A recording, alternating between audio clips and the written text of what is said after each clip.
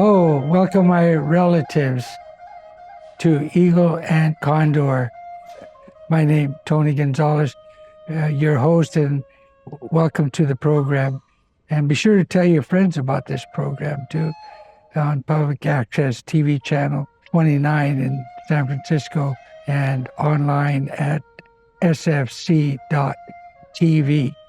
And my relatives, as you've seen several of our Sunday programs for this month of March in honor and a tribute to International Women's Month, we had Albertine Lutuli, daughter of Albert Lutuli in South Africa, her speaking there, and a message of solidarity to Indians of the Western Hemisphere.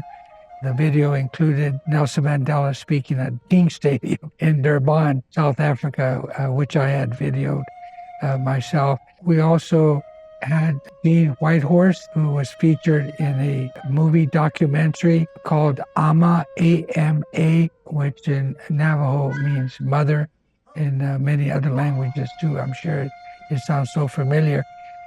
But today, Sunday, we're going to show you an interview I conducted with Ann Christian.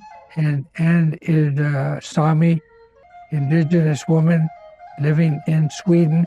And she'll be talking to us about the Sami people. And these are the people of Europe, indigenous, who have maintained their culture, their way of life. Many still pursue the reindeer, if you will, up in Scandinavia region and even into the northwestern points of Russia as well. But they have their songs, their ceremonies. They maintain their custom, their traditional clothing, if you will. Very strong people that she'll be talking about. Herself being involved in a very historic now, and when we reflect on indigenous peoples at the United Nations. But she was there in Geneva, Switzerland in September 1977, which was the first international indigenous conference ever held. And it was there at the United Nations in Geneva, where indigenous peoples for the first time, we're talking about Indians of the Western Hemisphere, red man and woman. There were the African peoples of the African continent, people from Oceania and Scandinavia region, European region, such as Ann Christian. So she really has a story to tell.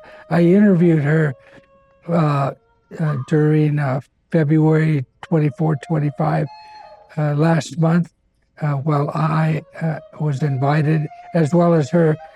We were international guests, if you will, to the Kuna people there in Cunayala, who live on the Atlantic side of Panama. And I interviewed her on the island that we were invited to by the Kuna people, and to celebrate their 100-year anniversary of having acquired their autonomous or a demarcated region there in that portion of Cunayala, or area which formerly was called the San Blas region. But they also gave recognition to the warriors of the revolution 100 years ago, and it was led under the leadership strategist Nele Cantuli.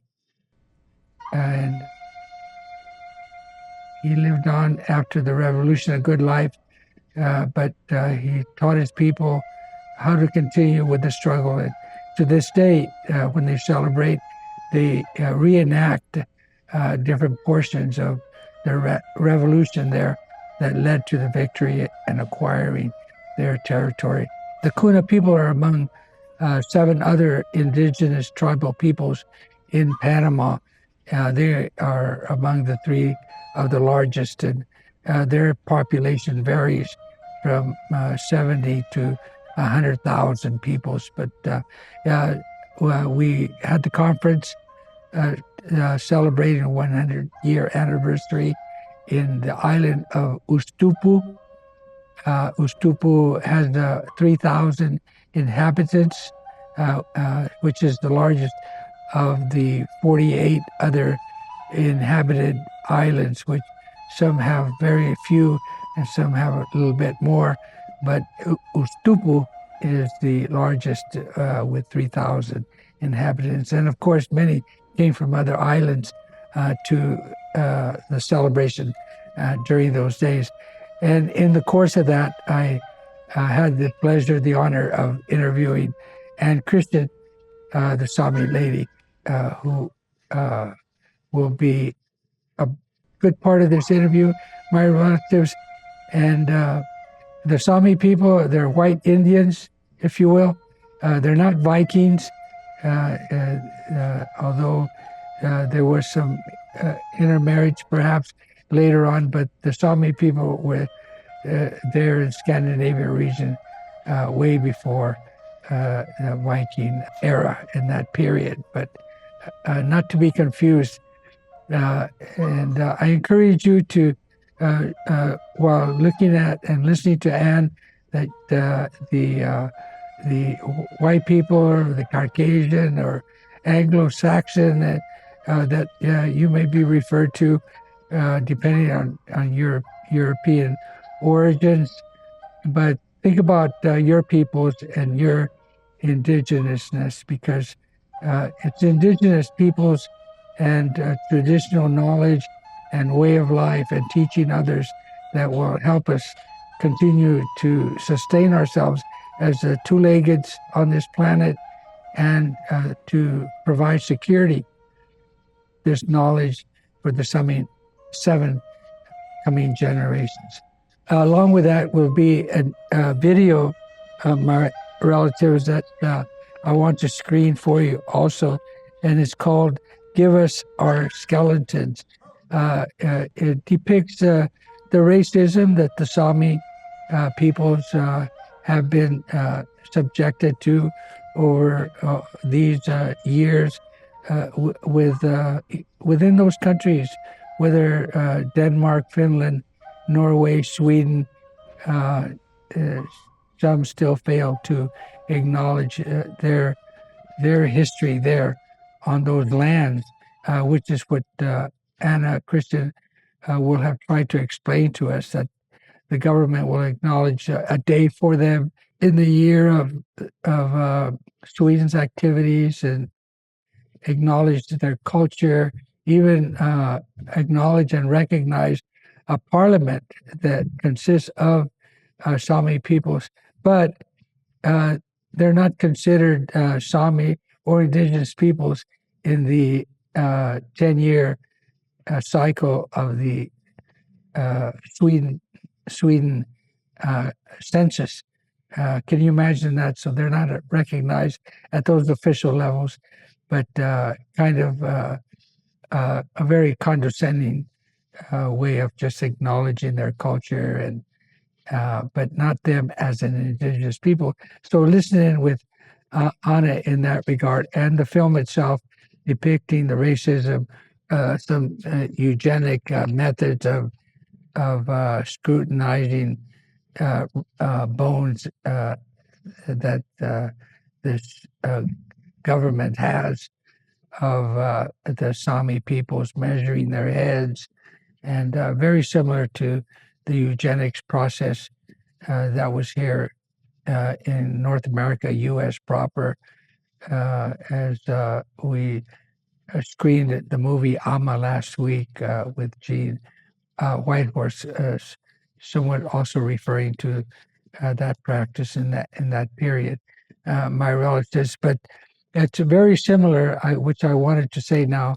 The bones that these universities and museums and anthropological departments may have in Europe. In the United States, there is a book out that I encourage you to pick up by Tony Platt, professor there and affiliated with the scholarly group of UC Berkeley. And he's written a book, The Scandal of Cal, Land Grabs, White Supremacy, and Miseducation at UC Berkeley.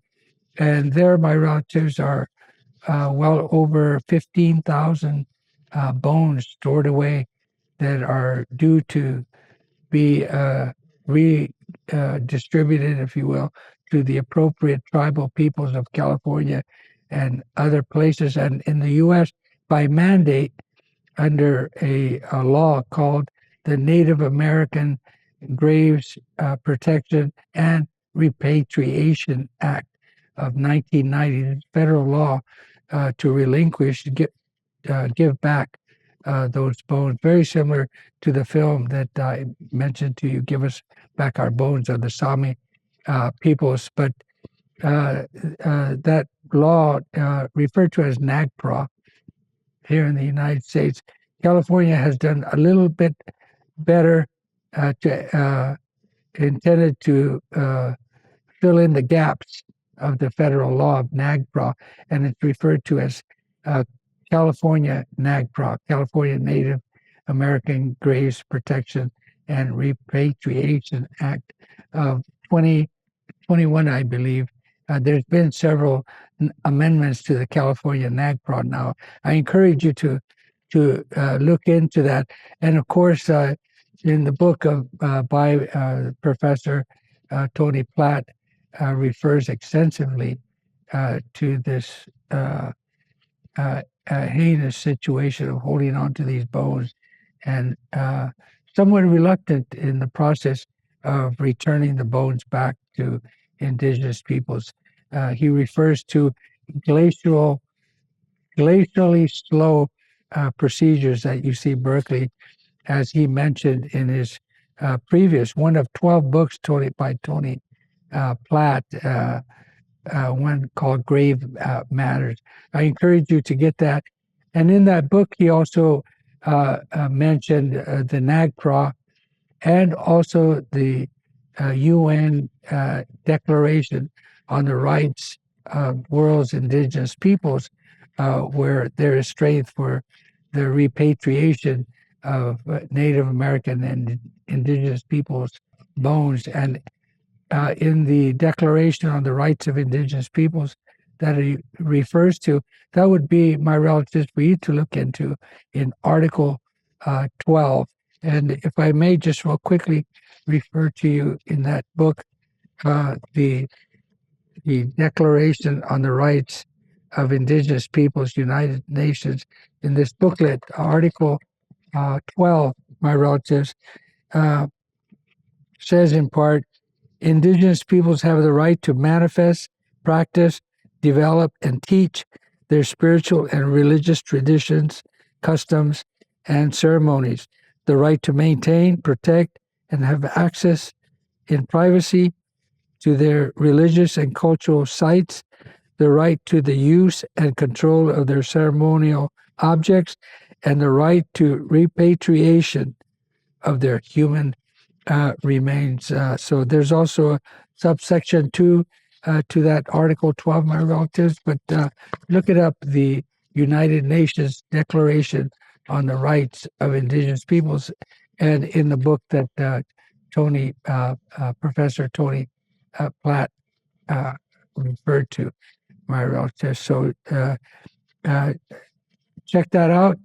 And let's see, as I said, the tribute to Native, or that is International Women's Month, we will have hopefully the following week or shortly thereafter another woman that I hope to be interviewing, and that is Sarah James, or now Dr.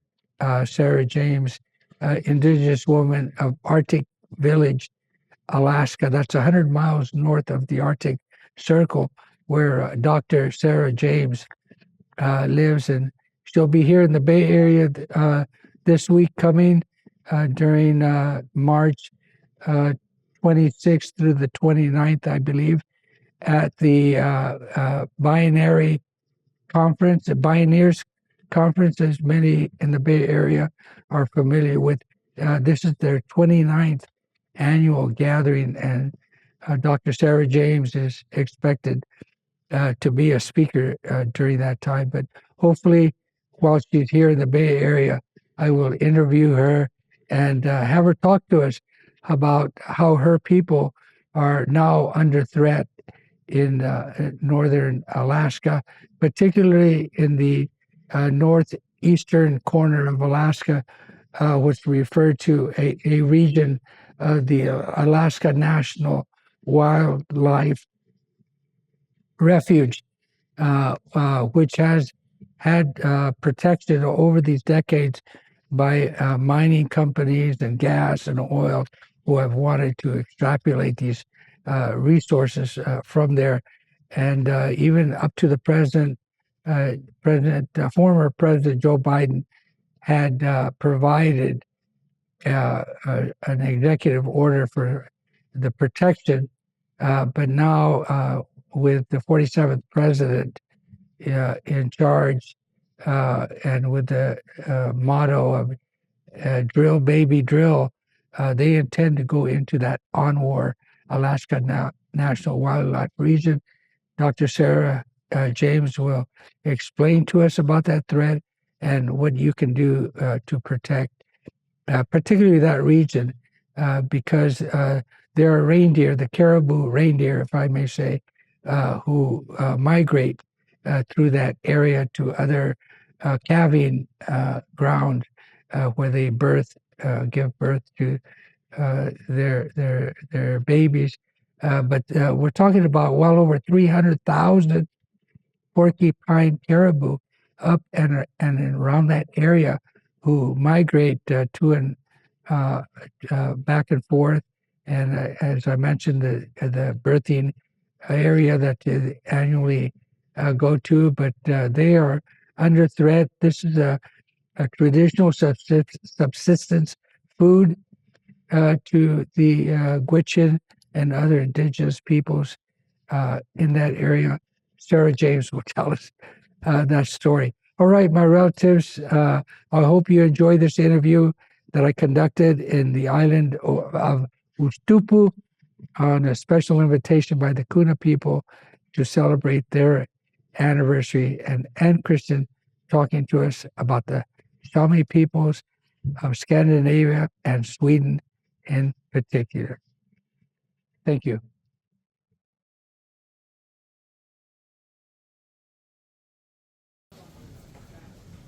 Oh, all my relations, welcome to another program, Eagle and Condor. This is Tony Gonzalez, your host today, and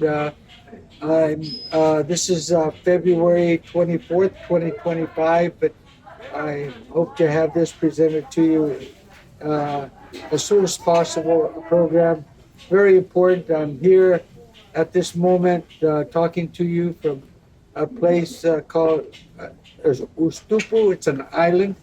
It's the largest island of the Kuna Indian people on the eastern side of Panama.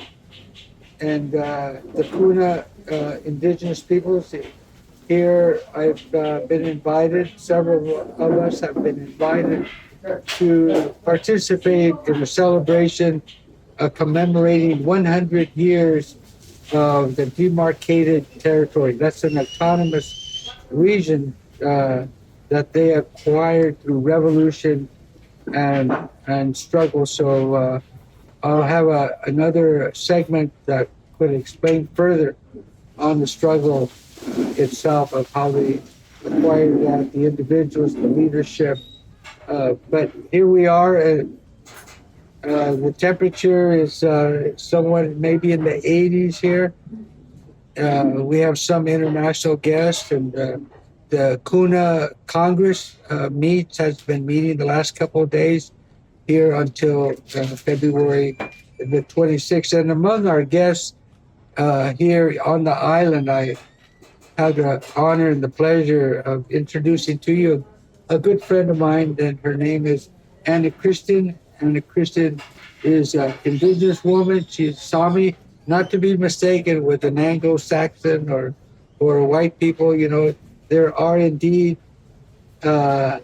indigenous peoples of Scandinavia region who have maintained their culture, their way of life, their customs, and Anna Kristen is among them. She's been a long-time fighter for indigenous people's rights, and her and I met many times in the 1980s, 90s, and into the present in the halls of the United Nations, talking about the rights of indigenous peoples. And as you know, the United Nations, Indian people go there from all corners of the world. So we have now with Anna, if you will, the white segment of indigenous peoples. Africa, we have the African indigenous peoples. In the Americas, we have Indians, the red man, woman of the Western Hemisphere. We have indigenous peoples in Oceania.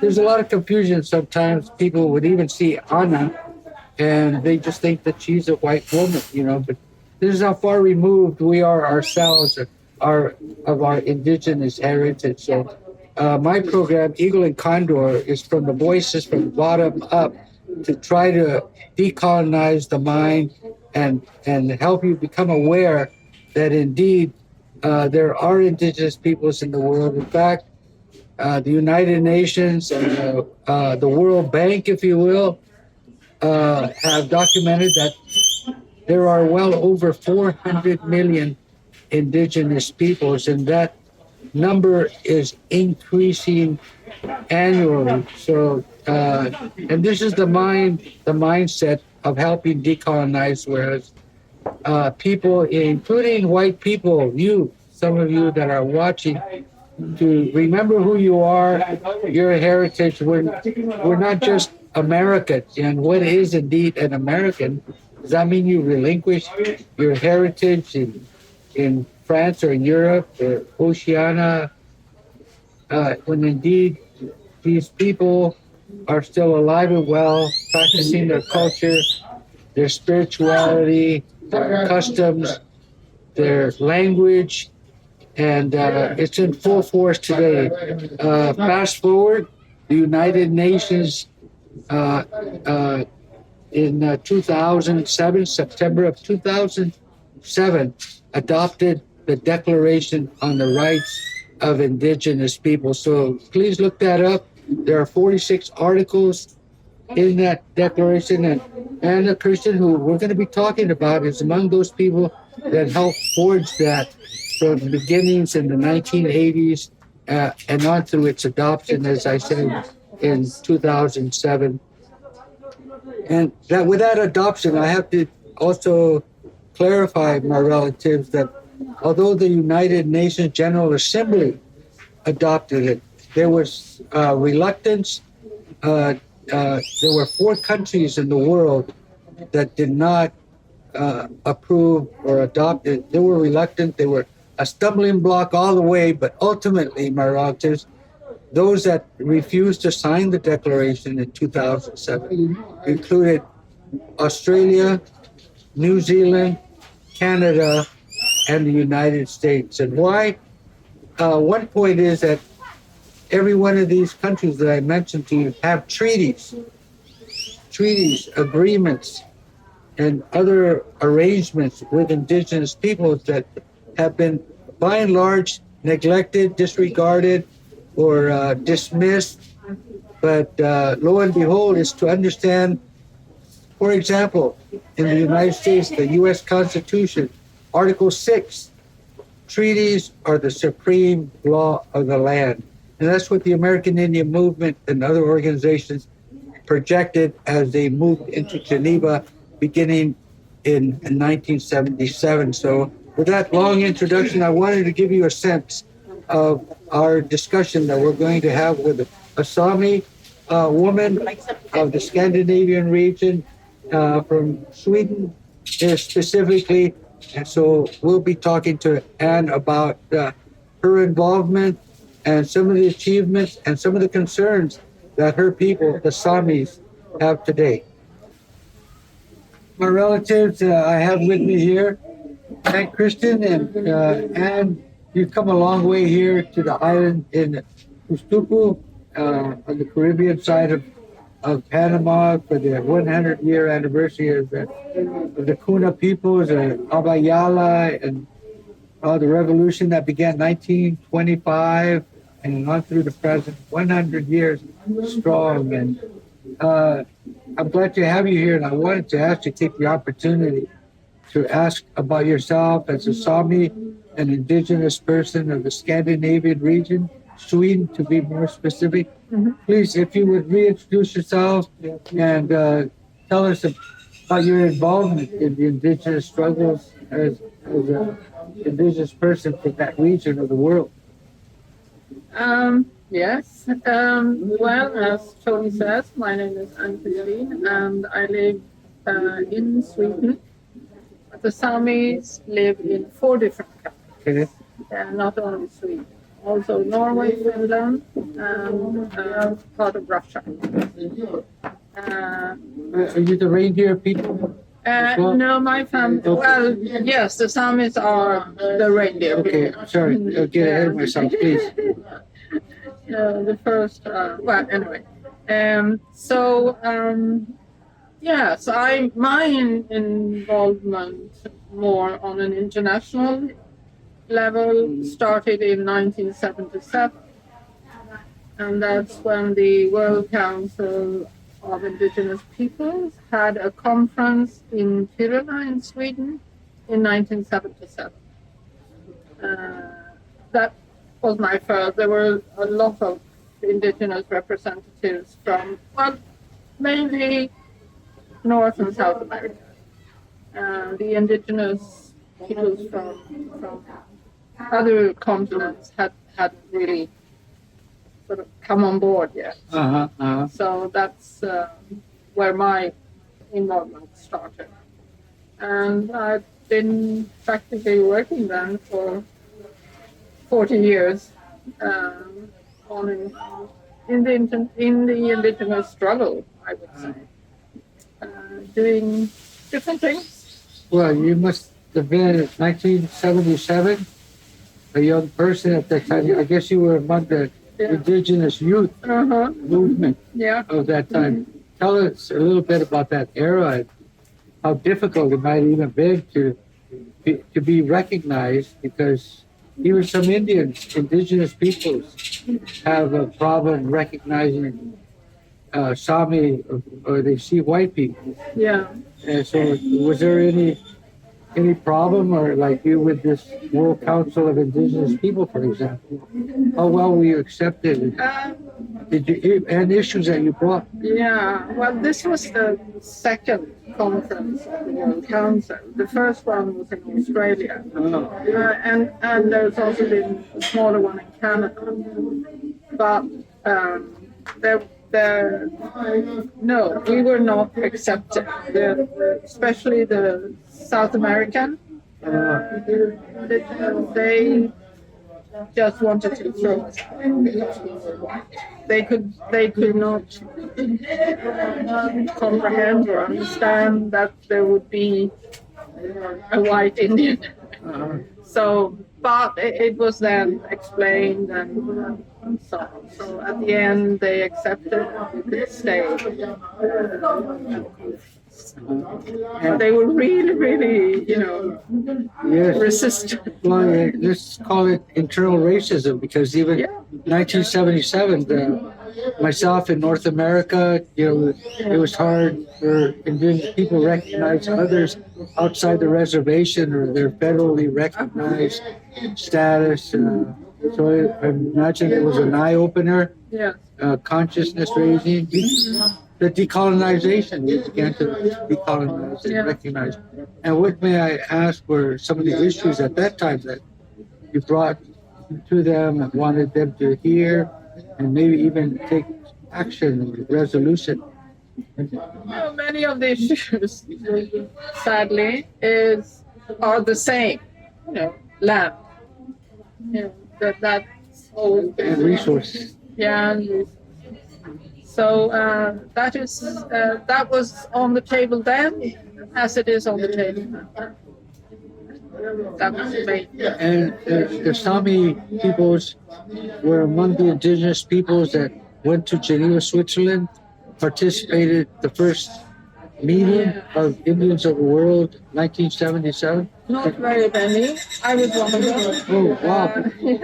I didn't. Yeah, I know that myself. Fantastic. Yeah. So, but we were only 2, 3 of them. Very, reduced group. But of course, then that's also the start of the UN work that we all been involved with, for up until today. So but then at that time, that it was only about the Western Hemisphere. No, any indigenous outside the Western Hemisphere was not included in that conference. Whereas today, the door is wide open. Yeah. And in fact, we're realizing at the United Nations that the largest indigenous populations is in Asia. Yes. Yeah. So having to make room for that. Yeah. And thank goodness for the indigenous peoples that brought that together in 1977. But it took many years. Yes. It was, I think, the hardest for the Africans. Uh-huh. Yeah. There was a lot of resistance from African states. I see. And their argument was, no, look, we're black, we're all, so why That's the government's talking. Yeah. African government. Yeah. So they did not want to recognize anything that had to do with indigenous issues. But finally, they did. I guess, I mean, it was like a renaissance, the discussion itself. And let me ask you, because I've become aware over the years that there is a parliament of Sami peoples. When was that established, and did that include Samis of the 4 or 5 country regions that you talked about? No, it doesn't. There are 3 Sami parliaments. One in Norway, one in Sweden, and one in Finland. Russia does not have one yet. But Norway was the first one. And then came Sweden, and after that Finland. They're organized a bit different. I mean, in Finland, it is possible for non-Sami to be voted in to the parliament, and this is quite a hot topic because the recent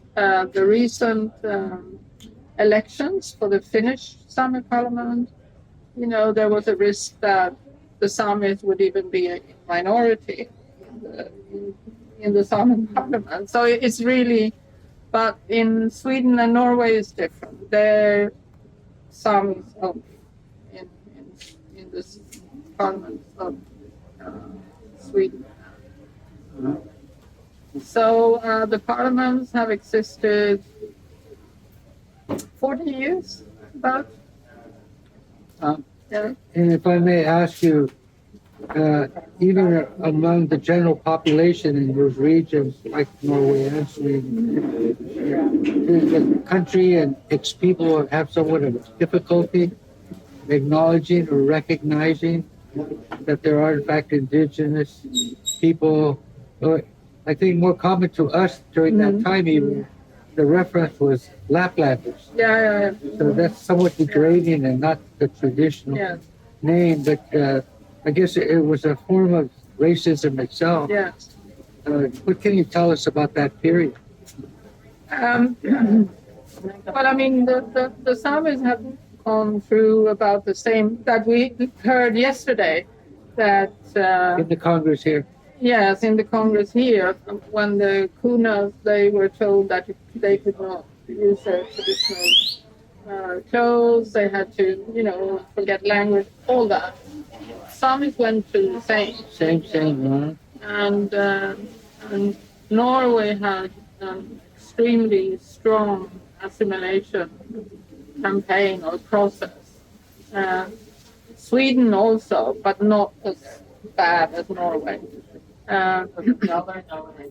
But but then, of course, the politics changed even for the government. They had to, but in Sweden, to say Laplander, that is not used anymore. You know, a few people perhaps, but there was a long and sort of a campaign to say, you know, to use Sami. And it went on for many years. And I think now that has succeeded. You know, you don't read in any media or you don't hear anybody talk about that. It's, you say Sami. It's now common knowledge that that is the name. Yeah, and if I may just back up a few more years before that, to include that portion of the racism for your peoples as indigenous recognized peoples, even the science of the time was more practitioners of the thought of eugenics. And I remember watching a documentary film about Sami peoples and how they were subjected to racism, much similar to North American Indian peoples, where they too were measured scientifically, their head, their skulls, their body. I mean, it's, you know, humiliating. You know, but you survived that period. And tell us a little bit about the source of food sustenance. For example, the reindeer that your peoples, many of your peoples are still dependent on traditional ways for the reindeer. How can I ask, how big is the herd? For example, in Alaska, you have the porcupine caribou, well over 300,000 in that area where they migrate to Alaska. Is kind of like the Serengeti, if you will, Africa. How is it in that polar region of Scandinavian country that you mentioned, where the reindeer are? How many are there? Is there routes protected still?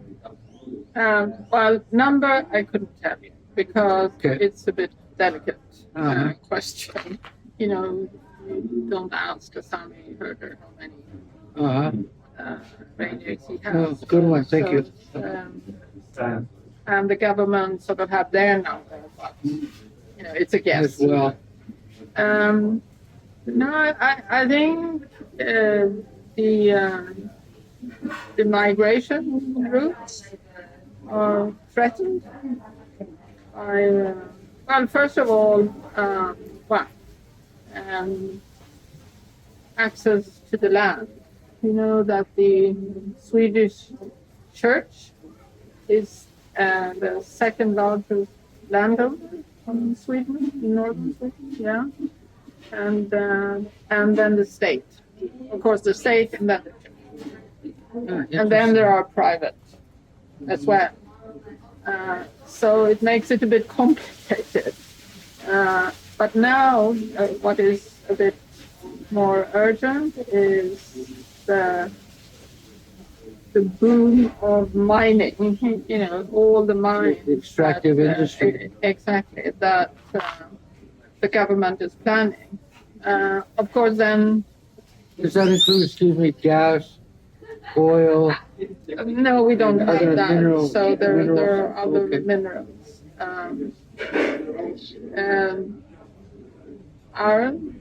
I mean, they're opening or enlarging the big iron mine in Kiruna, which meant that the company, which is state-owned, said that we want to open another part of the mine here, which means that the town of Kiruna has to move. So they have moved the whole town.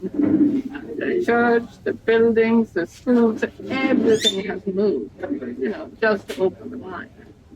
And there are migration routes for reindeers, you know, close by. So that has been affected. But then there are several mines that they want to open.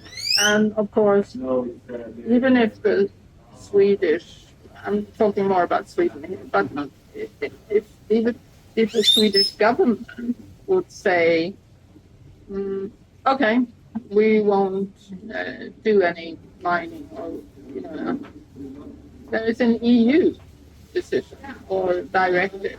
So there's no escape. European Union. The European Union have decided that mining wherever is possible. Can you So, imagine that? so there's no, I feel that there's no escape from that. Uh-huh. So, and that is threatening a lot of the reindeer grazing land. So interesting how the European Union is, we perceive it in North America and others as a coalition of governments that talk about the economy and stuff. But they go to the extent of designating what areas to be mined, etc. Yeah. And for Sweden itself, is there a designated region, territory, or reservation for the Sami indigenous people as a way of protecting and helping them self-govern? No. Sweden is very to get the Sami parliament in Sweden. It was really hard to get because Swedish politicians or Swedish governments, whatever color, you cannot say to a Swedish politician or government self-determination. They won't even listen. They shy away. They're intimidated by the thought. No. It's not on the table. It's not it's not a subject for discussion. And then they say, well, you got your Sami parliament now, so that's self-determination. But the government decides what issues the Sami parliament can decide about. So what can the Sami parliament decide about? Culture and education. That's it. So, I mean... Interesting, because I was going to ask of whether the government of Sweden recognize indigenous peoples to the extent, for example, when they have a census maybe every 10 years in Sweden, like other countries, including the U.S., in the census, do they recognize Sami or even the terminology of self-identification? Not at all. Not at all. The Swedish position is we're all Swedes. There is no distinction. Very nationalistic. Which is a pity because there are a lot of, not only Samis that could self-identify. Sweden has a lot of immigrants, and I'm sure there will be so much interesting data to come out of that to see how the population is, It's incredible. Yeah. Because I have seen Sami advocates like yourself in action, assertive, aggressive, and yet there's no movement at the national level for that. And yet we ourselves, having moved from Laplander terminology of identifying your peoples to Sami peoples, you have your culture, you have your language, you have your songs, you have your clothing. The National Day.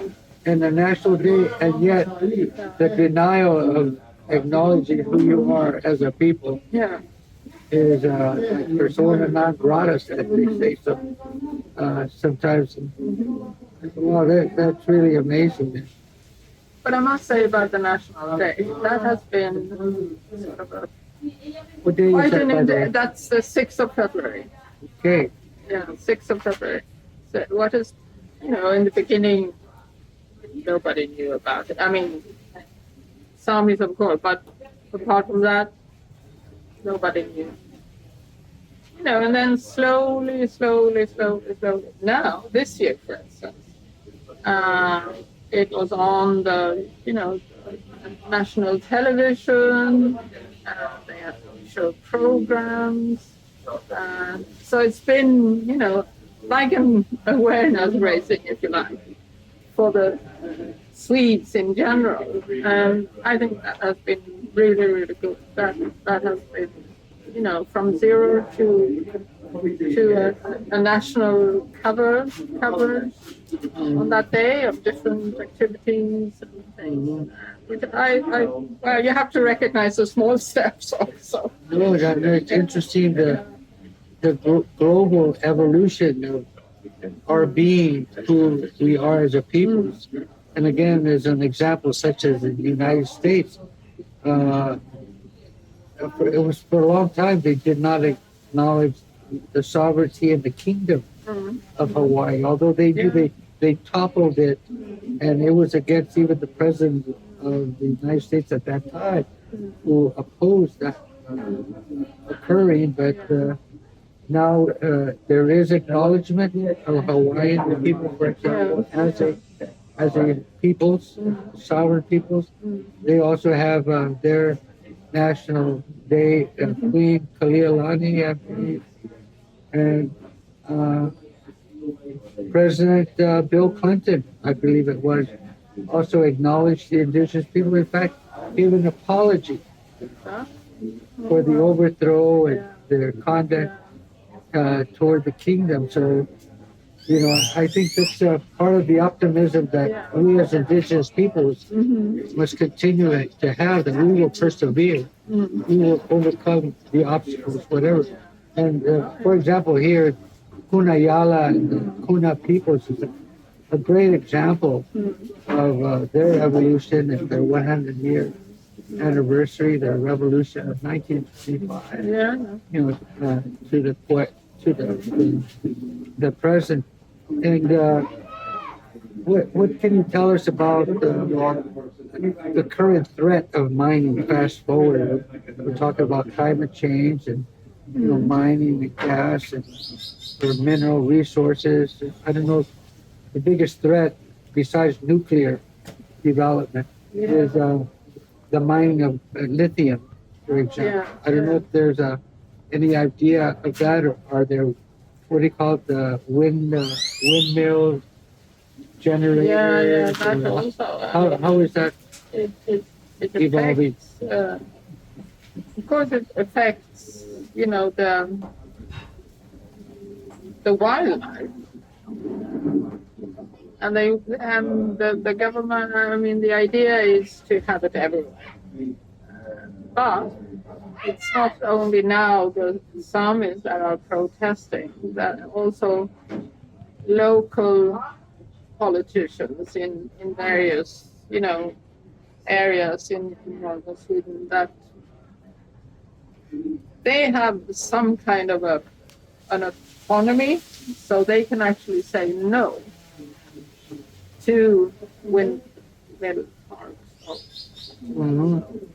But it's a growing problem as the mine. And of course, what is discussed now also is this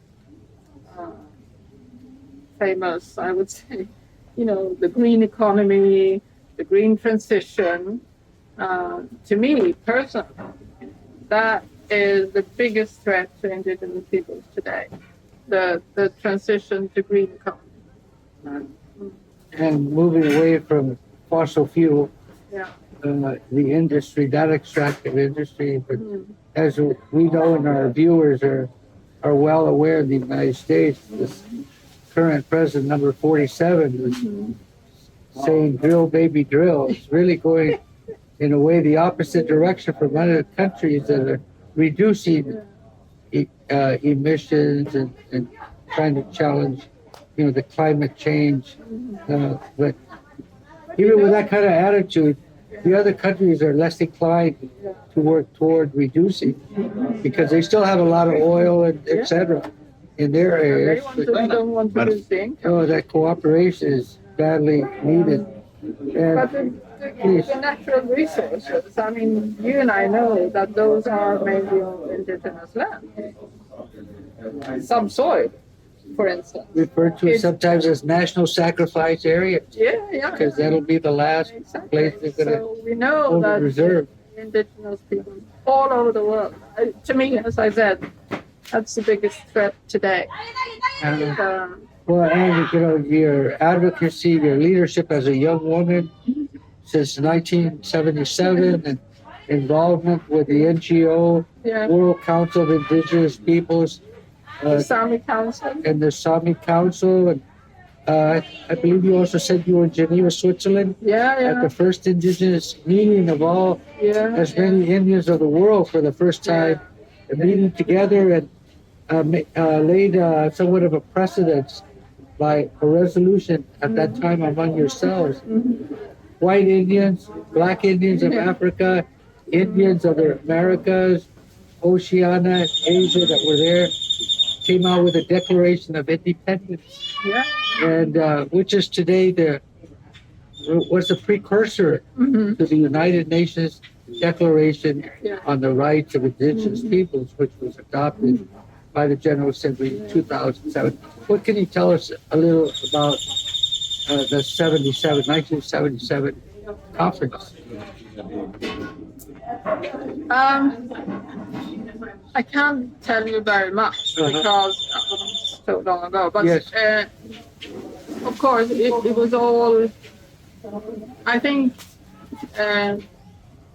the main thing there was it was a big thing. You know, it was filmed. It was talked about. Was that Historic. I can't remember the name of the chiefs, you know, the North American Yes. chiefs that were there.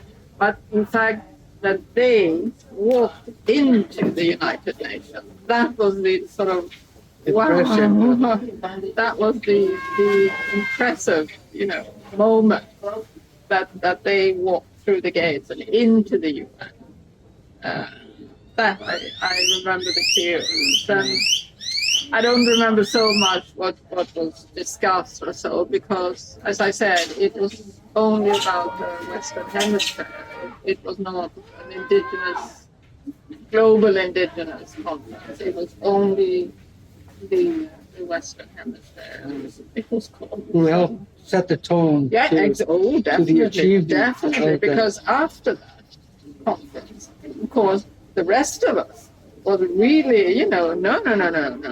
We want this to be about all of us, not just the Western Hemisphere. So that was, you know, really ignited, say, that conference. And I would say Western Hemisphere meaning North America. Yeah, so it was really about North America. the red man and woman Yeah. of the Western Hemisphere. But, as I say, it ignited, you know, in all of us to say that no. So then, you know, that the working group was set up for the declaration. Working So group that on was, indigenous population. yeah, that was In operation how long? 25 years. I was actually there the day it was inaugurated, the working group for the declaration. 1980. Was the first, and then formally 80. And I was actually there on the day that it closed. And- 25 years. And the evolution of the working group on indigenous Yeah. populations, which concluded in Yeah. 2000 and transferred from Geneva, Switzerland to New York City, to where the politics of that is conducted by the United Nations.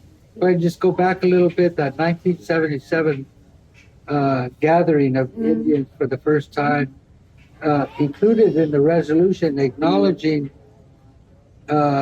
Christopher Columbus as the big lie. Yeah. And everybody think about that, and how to protest, you know, is being acknowledged as the discoverer of the Western Hemisphere. And of course, that's now denounced pretty much worldwide. In the United States, we have Indigenous Peoples Day. So where once it was Columbus Day, October 12th, we're in the Americas, Mexico, Central South, Dia de la Raza. has now been changed Yeah. to Indigenous Peoples Day. Yeah. Of course, Berkeley, California was the first city in the United States that declared Indigenous Peoples Day. So following the steps of that achievement of that resolution, calling it for what it is, Columbus who he was, the exterminator, began genocide. And so with that, and closing words that you have for the future, for the young people to Never continue the give fight. up. Never give up. Resistance is our existence. Yes, exactly. And however small the steps that we can take, they will get us somewhere. They will get, bring us forward. However small, but they will bring us forward. Yeah. All right. Well, thank you. No, we shall overcome. We're talking here as we talked before the four directions and the four sacred colors of the pitiful two-legged, the black man, the red man, the yellow man of Asia, and the white man and woman of the Scandinavian countries. Now that's being identified more and more, the sacred colors of the two-legged. So that's very good. And our belief, those four colors of man, we have a common belief in our spirituality, to our sacred Mother, the Earth, and the power of the water, the land, the animals, those that fly, those that swim, and as we say in North America as well, the pitiful two-legged in our Genesis. We are the last of the creation story, and our responsibility that we still hold in our ceremonies and our way of belief, and pretty much of sustainability and the natural view of the world that we continue, and that is going to be our future, the salvation of mankind. So every indigenous person that's awakening to that thought, joining the struggle to save Mother Earth and the coming generations. In fact, the decisions we make, as we say in North America and throughout, we make for the security of the seventh generation. And Christian, I want to thank you very much. The great Sami nation has joined us in the struggle for saving our Mother Earth. Thank you very much. Thank you. Thank you.